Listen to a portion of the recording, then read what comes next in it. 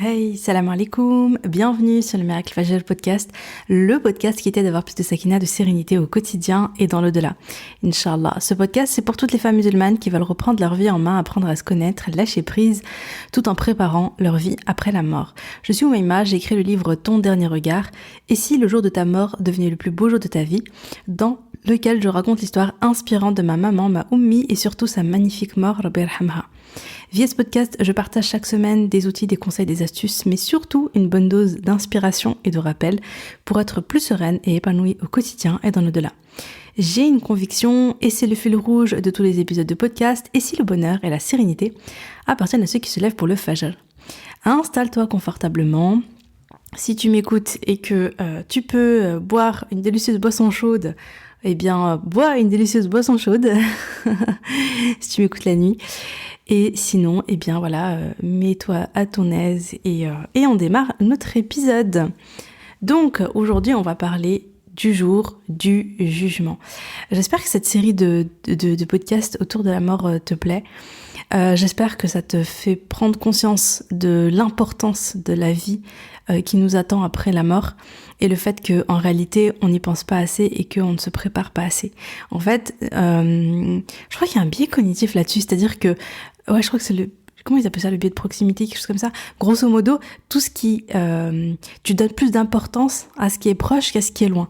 Je sais pas, hier j'ai écouté un truc et ça en parlait. C'était peut-être... je sais plus, bref, j'ai entendu ça hier. Ça c'était rien à voir, c'était pas sur un sujet en lien avec la religion, c'était plutôt sur un sujet d'actualité qui disait que par exemple le réchauffement climatique, on se sent pas trop, la plupart des gens beaucoup de personnes ne se sentent pas trop concernées parce qu'ils voient pas les conséquences tout de suite en fait. C'est-à-dire qu'ils sont pas touchés par les conséquences par exemple du réchauffement climatique. Du coup ils s'en soucient pas trop. Ils font leur petite vie quoi, dans leur petit quotidien. Ou bien, tu vois, je sais pas, vraiment, je sais plus où j'ai entendu ça. Subhanallah, j'ai la mémoire, moi, des fois. Mais grosso modo, donc, je crois que c'était Hugo Décrypte, je sais pas. Bref, qui disait que, grosso modo, on est plus touché par, le chien de ta voisine qui vient de mourir, tu vois, de la peine, plutôt que par des dizaines de morts, mais à l'autre bout de la planète. En fait, tout ce qui est loin, tu te sens moins concerné, tu te sens moins touché. Bon, voilà. Je ferme la parenthèse. Mais ce que je veux dire, c'est que, en fait, on fait pareil. On fait pareil dans le sens où notre vie ici-bas, on lui donne beaucoup plus d'importance que notre vie dans l'au-delà. Parce que notre vie de l'au-delà, on a l'impression que c'est loin, tu vois. On dit, ouais, la mort et tout ça, ça nous paraît loin. Alors déjà, c'est pas si loin que ça. Dans le sens où tu sais pas du tout quand est-ce que tu peux mourir. Moi, je pense régulièrement à... Voilà, j'ai eu 2 exemples dans ma vie de personnes qui sont décédées vraiment de manière très très brutale. Je me rappelle d'un garçon de mon quartier. Jusqu'à aujourd'hui, c'est vrai que j'arrive pas à réaliser son décès. Peut-être aussi parce qu'il est décédé, je crois, au Bled en Algérie. Mais parce que en fait, on a grandi, voilà. C'était un garçon de mon quartier. Je le voyais depuis tout petit, tout ça. Je crois que c'était un des potes à mes frères. Et un été, il est parti au Bled. En plus, il devait se fiancer et tout. Il devait se fiancer, il devait se marier, tout ça. Et il était tout jeune. Il avait 21 ans, je crois. 20 ans, 21 ans, quelque chose comme ça, vraiment très jeune, ou même moins, je sais plus. Et il va là-bas, il a une crise cardiaque, alors qu'il est jeune, qu'il est en bonne santé, crise cardiaque, et subhanallah, il décède. Il décède sur le coup et il rentrera jamais, on le reverra plus, et voilà, tu vois, il a été enterré sur place. Et ça m'avait vraiment choquée parce que, tu sais, quand t'as 20 ans, tu te dis, mais j'ai la vie devant moi, tu vois. Tu te dis, mais je suis en bonne santé, je suis bien, je vais me marier, tu fais tous tes plans, tu fais tous tes projets dans cette dunya, et en fait, la mort, elle te rattrape de manière brusque. Et j'ai aussi une amie à ma mère. Alors, franchement, son histoire, je vous en ai parlé plein de fois sur le podcast, parce que son histoire est très, très, très touchante. Qu'Allah lui facilite toutes ses épreuves, et qu'Allah fasse miséricorde à tous ses morts, et les réunisse tous au Firdaus. Parce qu'elle a commencé par perdre... elle a perdu son fils de manière très brutale. Il est venu la visiter, il a fait le goûter chez elle. Et vers le Maghreb, il part pour rentrer chez lui. Il est en moto. Il est avec un ami à lui, il me semble, sur la moto. Et il fait un accident et il décède sur le coup. Et lui, il avait, je crois, 27 ans, quelque chose comme ça. Il était marié, il avait des enfants en bas âge, des jeunes enfants. Et Et en fait, voilà, il va mourir, subhanallah. Et pareil, c'est très très brusque, c'est très brutal. Et en fait, cette femme, elle a aussi perdu donc sa fille, mon amie, qui avait juste 25 ans d'un cancer. Et elle, du coup, ça a duré un petit peu plus longtemps. En fait, voilà, elle a eu le cancer, ça a empiré, etc. Mais ça a été aussi très très court. Et pareil, elle est décédée, elle a laissé 2 enfants en bas âge. Qu'Allah lui fasse miséricorde. Elle était très chère à mon cœur. Qu'Allah lui fasse miséricorde. Qu'Allah nous réunisse au Firdaus et qu'Allah soit satisfait d'elle et lui pardonne tous ses péchés. Mais voilà, donc finalement, ils sont morts jeunes. Et le truc, c'est que finalement, tu peux pas savoir, tu sais, t'as pas de garantie. On imagine toujours que c'est loin, mais en fait, on ne sait pas. Et de toute façon, même si ça te paraît loin, même si tu devais mourir à 93 ans, tu vois, ou 100 ans, mais franchement, quand tu les auras, ces 93 ans, eh ben, tu sais, c'est, je sais pas comment expliquer, mais en fait, c'est pas si loin que ça, tu vois. Le temps, il passe vite. Le temps, il passe super vite. Et c'est aujourd'hui qu'il faut qu'on prenne les choses en main. Il faut qu'on prenne notre akhira en main. On dit souvent prendre sa vie en main. Mais j'ai envie de te dire, vas-y, prends ton au-delà en main, tu vois. C'est ça le plus important. Finalement, c'est ça le plus important, c'est de construire ta vie dans l'au-delà. C'est ça qui compte vraiment. Et il faut vivre avec la conscience que c'est proche et pas avec la conscience que c'est loin et que t'es pas concerné. Parce que tout le monde est concerné. Toute âme goûtera à la mort.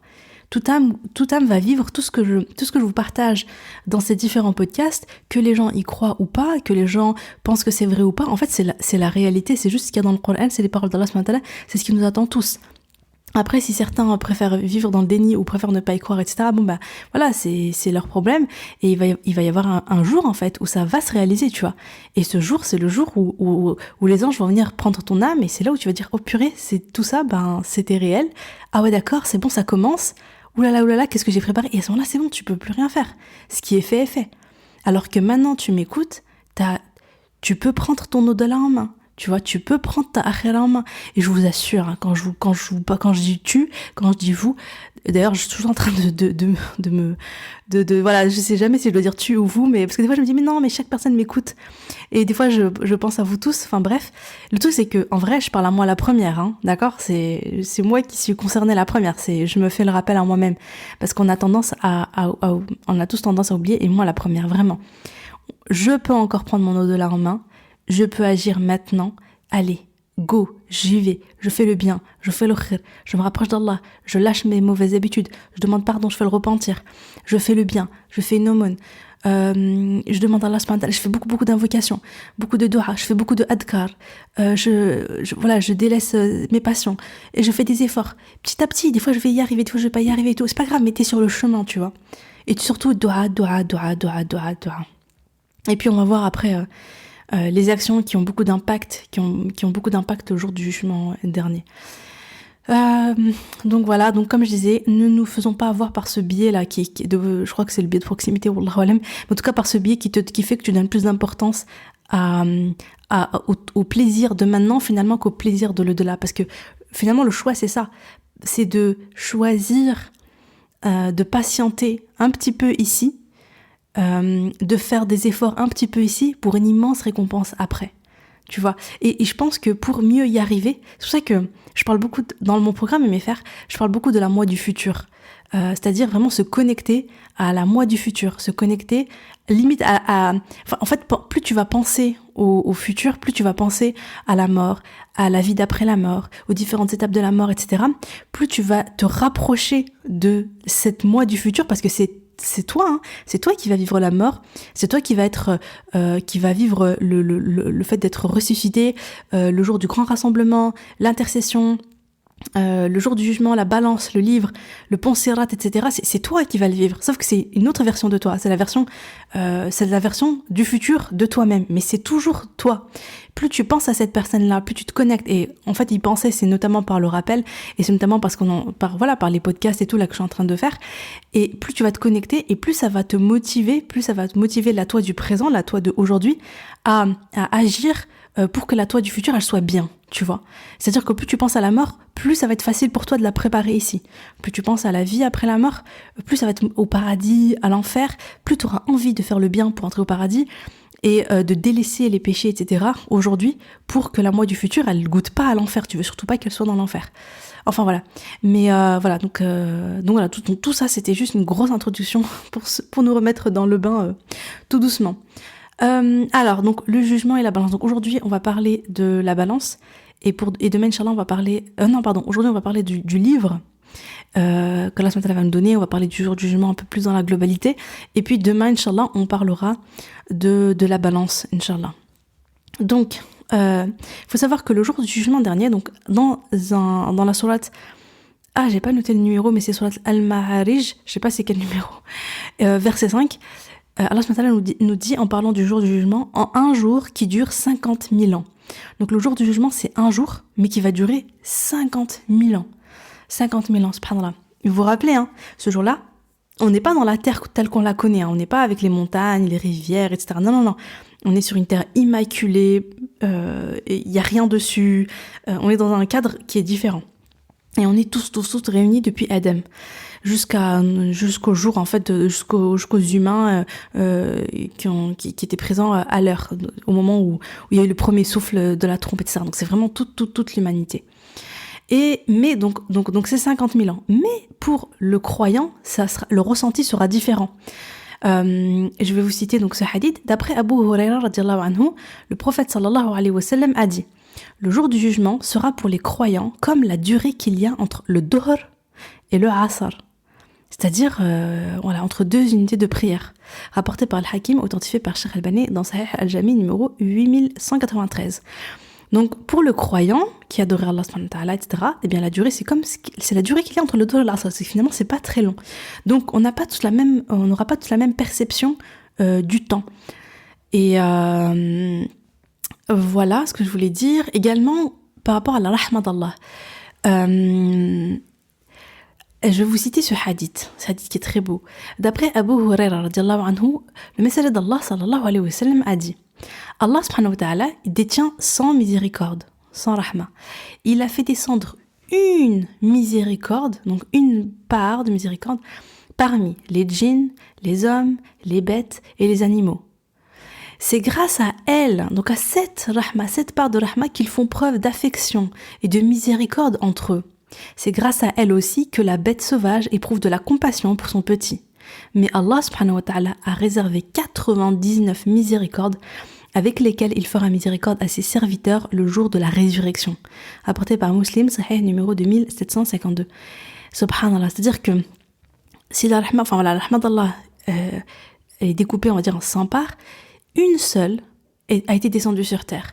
Une seule depuis Adam jusqu'au jour de l'heure. Et c'est cette rahma qui fait que la maman elle a un élan d'amour pour son bébé, que le couple s'aime, que les animaux, entre eux, il y a de la compassion. Tu vois, tout ça, c'est une rahma parmi les 100 d'Allah subhanahu wa ta'ala. C'est un truc de fou.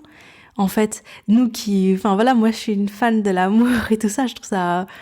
j'ai toujours été... J'ai un petit peu une âme poétique, rêveuse et tout ça, j'ai un petit côté comme ça, romantique et tout, et je trouve ça trop beau, je pense que tout le monde trouve ça beau, l'amour, la rahma, la douceur, l'affection, la tendresse et tout, c'est beau, c'est émouvant.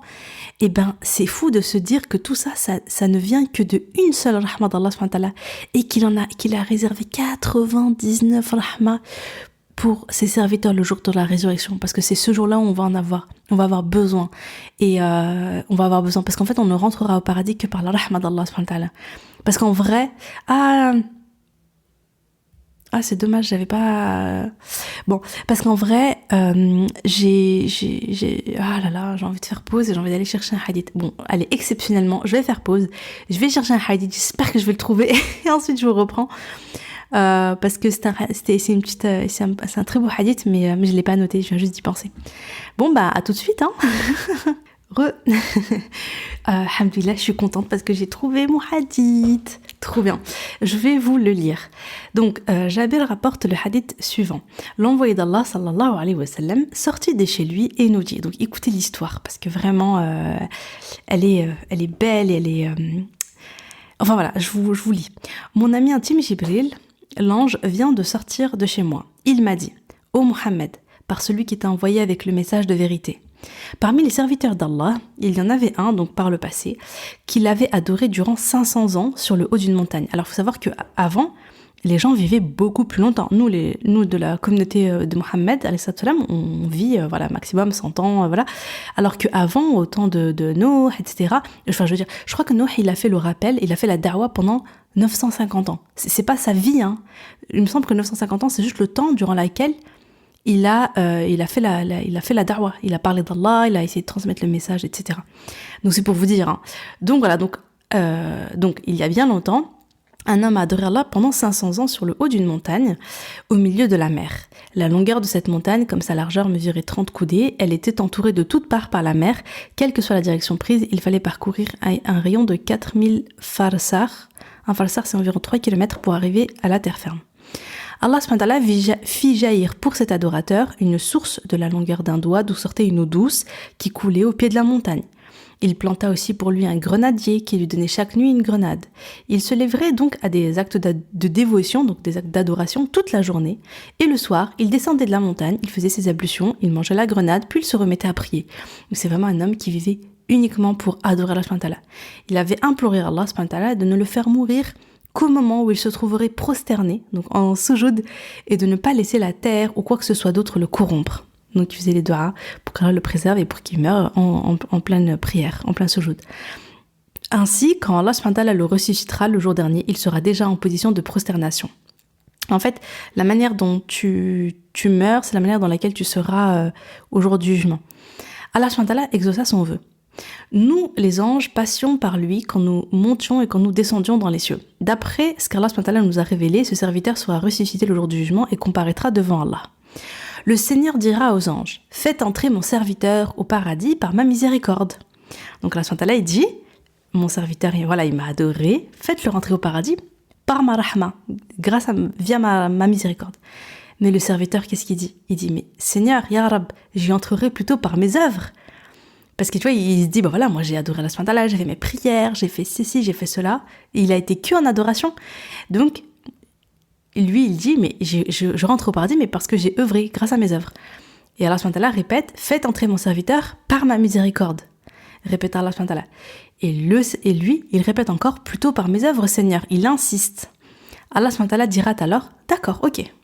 Ça c'est moi qui ai rajouté le d'accord, ok. La suite c'est plutôt, faites une comparaison entre les bienfaits que j'ai prodigués à mon serviteur et ses œuvres. En fait, ils ont ramené la balance, ils ont mis tout ce que lui il a œuvré, tout ce que lui il a fait pour Allah subhanahu wa ta'ala, donc les prières, le jour, etc., tous les actes d'adoration dans la balance, dans une balance, et ils ont mis dans l'autre balance tous les bienfaits qu'Allah subhanahu wa ta'ala a donné à son serviteur. Et qu'est-ce qui se passe ? Les anges constateront que le bienfait de la vue dépasse largement l'adoration de 500 ans et qu'il lui en faut encore plusieurs autres années d'adoration pour reconnaître les autres bienfaits. Juste la vue, juste le bienfait, la ni'ama qu'Allah subhanahu wa ta'ala lui a donné de pouvoir voir, de pouvoir regarder, de pouvoir utiliser ses yeux, eh bien, ça dépasse les 500 années d'adoration. Tu vois ? Il faut qu'il fasse encore des années d'adoration et on parle même pas de tous les autres bienfaits. Et Allah subhanahu wa ta'ala dira, faites-le entrer en enfer, puisque voilà, si on suit la justice précise sans la rahma, eh bien la balance donc il faut qu'il aille en enfer parce que la balance ne pèse pas assez du côté de ses actes d'adoration. Donc Allah subhanahu wa ta'ala dira, faites-le entrer en enfer. Et pendant que les anges le traîneront vers l'enfer, le serviteur s'écriera, Seigneur, Ya Rab, fais-moi entrer par ta miséricorde. Et à ce moment-là, Allah subhanahu wa ta'ala dira, ramenez-le. Le serviteur comparaîtra de nouveau devant Allah subhanahu wa ta'ala qui lui dira, ô mon serviteur, qui t'a créé alors que tu n'étais rien ? C'est qui t'a créé ? Il va répondre, mais c'est toi mon Seigneur, toi Ya Rab, répondra le serviteur. C'est qui t'a donné la force de m'adorer durant 500 ans ? Tu vois, qui t'a donné la bonne santé ? Qui t'a donné la force pour m'adorer ? Mais c'est toi mon Seigneur. Qui t'a donné la force de descendre d'une montagne se trouvant au cœur de l'océan ? Qui a fait jaillir pour toi une source d'eau douce qu'il a tirée de l'eau salée de la mer ? Qui a fait pousser pour toi une grenade chaque nuit alors que le grenadier ne donne ses fruits qu'une fois par an ? Ne l'as-tu pas imploré de prendre ton âme pendant que tu es prosterné et il t'a exaucé ? Tu m'as demandé, t'as fait dua pour que je te prenne ton âme alors que tu es en soujoud et moi je t'ai exaucé. Donc il répond, toi mon Seigneur, ne cesse de répéter le serviteur. Et Allah lui dira enfin, tout cela est fait par ma miséricorde. Et c'est par ma miséricorde que je te ferai entrer au paradis. Puis Allah demandera à ses anges, faites entrer mon serviteur au paradis, tu étais un excellent adorateur. Rapporté par Al-Hakim. Je trouve que ce hadith, il est beau, et c'est aussi une grosse prise de conscience. Ça veut dire que même si on adorait Allah subhanahu wa ta'ala pendant 500 ans, on adorait Allah nuit et jour, on faisait le qiyam, on jeûnait la journée, on prierait la nuit, eh bien, ce n'est rien comparé à tout ce qu'Allah subhanahu wa ta'ala nous donne. Ce n'est rien comparé à tous les bienfaits qu'il nous donne. Et en fait, le truc de fou, c'est que nous, on les néglige, ces bienfaits, on ne les voit même pas et on ne leur donne pas d'importance. Juste la vue, tu vois, la vue, le fait que tu puisses voir, ça vaut plus que 500 ans d'adoration. Tu te rends compte? Et que dire du reste? Que dire de l'eau qu'on boit? Allah subhanahu wa ta'ala, il nous donne de l'eau. Allah subhanahu wa ta'ala, il nous donne la sécurité. Allah subhanahu wa ta'ala, il nous donne notre santé. Allah subhanahu wa ta'ala, il nous donne notre famille. Il nous comble de bienfaits, la nourriture à profusion. On a tellement, Allah subhanahu wa ta'ala, il nous donne tellement. Et subhanallah, il nous demande finalement tellement peu. Quand tu regardes tout ce qu'Allah subhanahu wa ta'ala, il nous donne, il te donne, je sais pas, un travail, un mari, tu l'as invoqué, il t'a exaucé, il t'a apporté plein de choses. Et nous, qu'est-ce qu'on fait pour le remercier? Qu'est-ce qu'on fait pour le remercier? Qu'est-ce qu'on lui dit pour le remercier? Est-ce qu'on l'invoque? Est-ce qu'on est présent au rendez-vous pendant les 5 prières quotidiennes? Est-ce qu'on le remercie? En général, on est là, on voit que ce qui va pas. On se dit, ouais, mais en fait, moi, il y a ça comme problème, je suis éprouvée là. En ce moment, ça va pas parce que ça. En fait, on est tellement focalisé, on est tellement ingrat. Enfin, je suis tellement ingrate. Je vois que ce qui va pas, les petits trucs, les petits, ah ouais, gna, tu vois, en train de râler parce qu'il y a ça qui va pas, parce qu'il y a ça qui me déplaît, parce qu'il y a ça que je voulais mais que j'ai pas eu, parce qu'il y a ça. Et subhanallah, Rabbi, il fait que me donner de ses bienfaits. Et moi, ça y est, je demande quelque chose, je le veux, je demande, Allah il me le donne, je le remercie 2 secondes quand j'y pense, et après c'est bon, ça devient acquis, ça devient normal, et c'est bon, je me remets à râler pour autre chose que je voulais et que j'ai pas encore. C'est fou, hein. C'est fou l'être humain, comment il est. Et subhanallah, alors que subhanallah, il nous donne tellement. Et en fait, même si on était tout le temps en adoration, ça serait même pas encore à la hauteur de tout ce qu'il nous donne. Alors au moins faisons le minimum.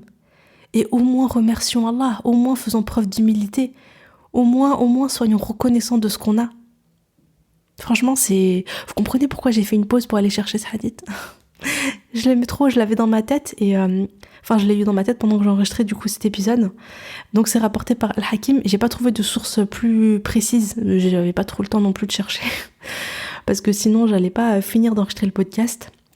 Mais c'est quelque chose qui fait méditer quand même. C'est vraiment quelque chose qui fait méditer, qui fait réfléchir parce que au moins faisons le minimum vital. Voilà, c'est ça que j'ai envie de dire, c'est qu'au moins ne soyons pas ingrats, remercions Allah pour ce qu'on a, ayant conscience qu'il y a un problème et que on n'en fait pas assez et demandons pardon à Allah subhanahu wa ta'ala, faisons beaucoup d'istighfar et au moins faisons l'obligatoire. Quand je dis le minimum, c'est faisons ce qui est obligatoire, tu vois, au moins. Tu vois, et dua, et beaucoup de dua, et ce qu'on peut faire, on le fait, tu vois. Tout ce que tu peux faire, fais-le. Tout ce qui est facile pour toi, fais-le. Je reviens sur ça, j'en avais déjà parlé dans des épisodes d'avant. C'est-à-dire qu'on a tous des facilités. Je sais pas, voilà, moi je vous avais dit que j'aime bien écrire, j'aime bien parler. Voilà, donc j'ai un podcast et j'ai écrit un livre. Mais si t'es riche, donne beaucoup d'argent, tu vois, fais beaucoup de zakat, en secret, hein, que personne ne le sache. Si tu connais une veuve, orphelin, etc., donne-leur. Je sais pas, tu vois, enfin voilà, fais le bien, construis une école. Si tu connais quelqu'un qui est vraiment en difficulté, facilite-lui, enfin je sais pas, tu vois, fais ça. Si t'es quelqu'un qui cuisine bien, fais des plats et envoie-les à tes voisins. Si t'es quelqu'un, machallah, qui est très très bonne en pédagogie, etc., et qui peut donner des cours d'arabe, etc., vas-y, fais les cours. Je sais pas, quels sont tes points forts, tu vois? Va voir c'est quoi tes points forts, fais là où c'est facile. Si c'est facile pour toi de jeûner, jeûne les lundis, jeudis, jeûne les 3 jours blancs. Si c'est facile pour toi, au moins fais le dhikr. Le dhikr, c'est facile pour tout le monde. Je veux dire, le dhikr, il y a personne pour qui c'est compliqué. Fais les adkar. Si t'as une bonne mémoire, t'apprends vite et tout, vas-y, apprends le Coran. Tu vois, je sais pas, mais va là où c'est facile, fais ce que tu peux, tu vois. Fais ce que tu peux, même si tu as des défauts à côté, hein. Même si tu as des péchés, même si tu fais des péchés, etc. Fais le bien. Déjà tu avances, déjà tu te montres reconnaissant envers Allah, déjà tu fais quelque chose. Tu vois, juste passe à l'action, bouge, comme disait Omi, bouge, tu vois. Bouge vers Allah, fais les efforts pour Allah subhanahu wa ta'ala, et on avance dans l'imperfection, comme je dis souvent, et tu répareras ce qui va pas petit à petit ou progressivement. Tu vois, on a tous des défauts, on a tous des failles, on a tous des choses qu'on fait mal, on a tous des problèmes, quand j'ai des problèmes, c'est dans notre spiritualité, dans notre foi. Il y a des péchés, il y a des choses, il y a peut-être des mauvaises habitudes, il y a des choses graves, moins graves, je sais pas. C'est pas grave, c'est pas que c'est pas grave, mais tu les répares au fur et à mesure. Déjà, fais le bien, fais beaucoup de dua, et peut-être que ce bien et cette dua, etc., sera une cause pour toi, pour qu'Allah subhanahu wa ta'ala, il te facilite le reste, et il te mette les bonnes personnes, les bonnes opportunités, les bonnes choses pour t'aider à réparer tes défauts, tes péchés. Voilà, on va reprendre parce que là, j'ai même pas encore parlé de la balance. Là, on a surtout parlé du jour du jugement dernier. Non, pas la balance, j'avais parlé du livre. Donc, le livre qu'Allah subhanahu wa ta'ala te donne. Allah subhanahu wa ta'ala nous dit, dans la sourate 84, versets 7 à 12, « Celui qui recevra son livre en sa main droite sera soumis à un jugement facile et retournera réjoui auprès de sa famille. Quant à celui qui recevra son livre derrière son dos, il invoquera la destruction sur lui-même et il brûlera dans un feu ardent. » C'est-à-dire que celui qui reçoit son livre de la main droite... En fait, ton livre, c'est quoi ? C'est le livre où est consigné tout ce que tu as fait dans ta vie. Tout, depuis ta puberté, hein. Parce que les anges, donc tu as un ange à ta droite, tu as un ange à ta gauche. L'ange à ta droite, il note toutes les bonnes actions que tu fais. Et l'ange à ta gauche, il note tes péchés. Il note, voilà. Mais en fait, tout ce que tu fais, tout ce que tu accomplis, tout est noté. Tout est consigné dans ce livre. Et donc, ce livre-là, on va te le donner le jour du jugement. Ça commence comme ça. On t'appelle, on te donne ton livre. Subhanallah, vraiment, qu'Allah nous permette de faire partie de ceux qui vont recevoir le livre de la main droite, ya Allah. Donc, on te donne le livre. On peut te donner ton livre de 3 manières différentes. La main droite, ça c'est alhamdoulilah, ça c'est la joie, ça c'est le bonheur, on est heureux, tu vois. Tu retournes réjoui auprès de ta famille. Ça y est, c'est l'examen ultime que tu as réussi, tu vois. C'est le moment où tu dis, c'est alhamdoulilah, tu vois. Tu sais que ça va aller. Tu sais parce que ça c'est que la première étape. Après il y a la balance, hein. Mais tu sais déjà que c'est une super étape, tu vois, t'es hyper reconnaissant. Et par contre, tu peux recevoir ton livre de la main gauche, et là déjà c'est mauvais signe, et pire encore, recevoir ton livre de la main gauche et derrière ton dos. Alors là tu regretteras même d'être né, là tu te diras, mais j'aurais aimé être uniquement poussière. Qu'Allah nous préserve de ça, qu'Allah nous permette de recevoir notre livre de la main droite. Quant à celui qui aura remis le livre en sa main droite, il dira « Tenez, lisez mon livre, j'étais sûr d'y trouver mon compte. » Il jouira d'une vie agréable, dans un jardin haut placé dont les fruits sont à portée de la main. Mangez et buvez agréablement pour ce que vous avez avancé dans les jours passés. Ça, c'est celui qui a le livre de la main droite. On va lui dire, lui, il sera tellement fier, tellement heureux. Il leur « Tenez, lisez mon livre. » Il est heureux, tellement il est content. Et lui, il sait que voilà, il va avoir une vie agréable dans un jardin. Tu sais, c'est Riyad al-Jannah, tu vois, c'est un jardin du paradis, haut placé, les fruits sont à portée de main. Et on va lui dire, mange, bois agréablement pour ce que tu as avancé dans les jours passés. Tu vois, c'est là où tu vois à quel point c'est important, en fait. Aujourd'hui, de vrai. Fais des efforts aujourd'hui. Fais ce qu'il faut. Fais les efforts parce que après tu vas savourer les fruits de ce que tu accomplis maintenant. Et par contre, donc ça c'est ce que je vous citais là, c'est un verset. Pourquoi j'ai pas noté ? Oh là là. J'ai pas noté la sourate et le verset. Bizarre. Je sais pas pourquoi j'ai pas noté. Bon, je vais lire la suite du verset. Quant à celui à qui on aura remis le livre en sa main gauche, il dira « Hélas pour moi, j'aurais souhaité qu'on ne m'ait pas remis mon livre et ne pas avoir connu mon compte. Hélas, comme j'aurais souhaité que ma première mort fût la définitive. Ma fortune ne m'a servi à rien. Mon autorité est anéantie et m'a quitté. » Parce que par contre, si tu reçois ton livre de ta main gauche, que des regrets. T'aurais préféré, donc il dit, j'aurais préféré que ma première mort, le moment où l'âme quitte le corps, soit la définitive, qu'il n'y ait rien d'autre après, que ce soit le néant. Parce que il dit, la fortune ne m'a servi à rien. L'argent que j'ai accumulé dans cette dunya, elle ne me sert à rien aujourd'hui. Tu vois, aujourd'hui, l'argent, ça te donne du pouvoir. L'argent, ça te permet d'acheter des choses, ça te donne un certain pouvoir. Ton autorité, donc peut-être que si t'es haut placé, si t'es, si t'es un haut placé, si t'es un souverain, si t'es un machin, ok, là, tu vas avoir du pouvoir aussi, tu vois, t'as du pouvoir sur les gens, t'as du pouvoir sur plein de choses. Mais là, à quoi ça, non, t'as aucun pouvoir le jour du jugement dernier. Ta fortune ne sert à rien. Le fait que tu sois CEO d'une grande boîte ou le souverain d'un royaume ou je ne sais quoi, ça ne te sert à rien. Tout ça, c'est anéanti. Tout ça, ça te quitte. La seule chose qui reste, c'est les œuvres que tu as accomplies. Et dans la sourate 99, versets 6 à 8, ce jour-là, les gens sortiront séparément pour que leur soient montrées leurs œuvres. Quiconque fait un bien fût-ce du poids d'un atome le verra. Et quiconque fait un mal fût-ce du poids d'un atome le verra. Sourate 99, versets 6 à 8. Donc, je pense que je vais m'arrêter là, en fait, parce que j'ai été quand même déjà suffisamment longue et je vais continuer demain, Inch'Allah. Je vais m'arrêter là, sinon ça va être trop long.